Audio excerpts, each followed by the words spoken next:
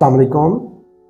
एक सादा सी बीमारी, एक कॉमन सी बीमारी जिसे हम डायरिया कहते हैं, हमारे यहाँ कई हज़ार लोगों की जान हर साल सिर्फ डायरिया की वजह से चली जाती है। आज हम डायरिया को या लूज़ मोशन को हम डिस्कस करते हैं कि क्या, कैसे ये होते कैसे हैं और इससे कैसे बचा जाए।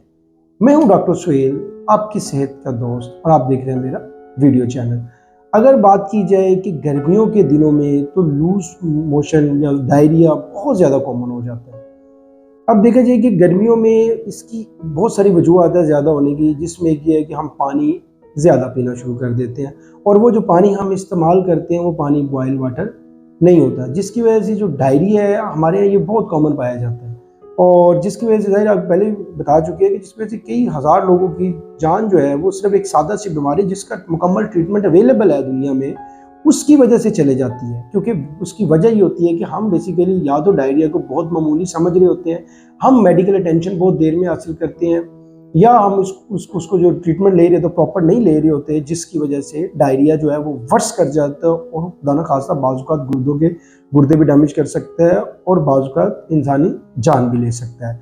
अब हमें अपने रूटीन के वीडियो बनाने का मकसद है कि हमें रूटीन में क्या करना चाहिए कि जिसकी वजह से जो हमारा डायरिया है वो पाकिस्तान में कम से कम हो जाए। तो हमें अपनी हाइजीन का ख्याल रखना है। अगर हम हाइजीन का ख्याल अच्छा रखेंगे तो लिहाजा डायरिया नहीं होगा। तो ये बेसिकली एक बैक्टीरियल या वायरल इन्फेक्शन होती है जिसमें डायरिया होता है, जिसे हम इन्फेक्टिव डायरिया कहते हैं, जो गर्मियों के दिनों में, वैसे भी किसी को कभी भी हो सकता है। जो मोस्ट कॉमन काज होती है डायरिया की, वायरस भी हो सकती है, बैक्टीरिया भी हो सकता है।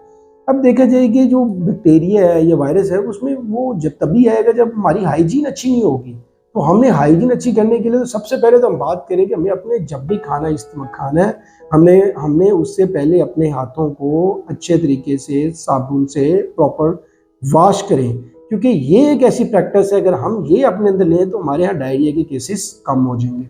दूसरे नंबर पे हमने जो चीज़ करनी है वो ये है बॉयल वाटर। अगर हम पानी बॉयल करके इस्तेमाल करें तो हमारे यहाँ डायरिया के केसेस बहुत हद तक कम हो सकते हैं। ये दूसरी एक वजह है।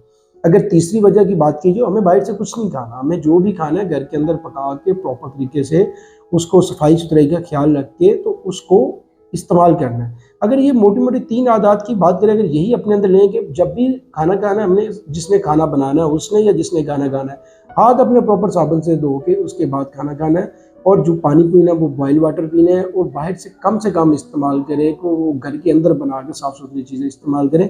ये 3 आदत की वजह से अगर देखें तो हमारे यहाँ डायरिया के एक हद से ज़्यादा मरीज़ है वो कम हो सकते हैं। एक कॉमन बीमारी जिस वजह से हमारे हज़ारों मरीज़ों की जान जा सकती है, वो लोगों की हम जान बचा सकते हैं कि इस तरह की अवेयरनेस की सूरत में।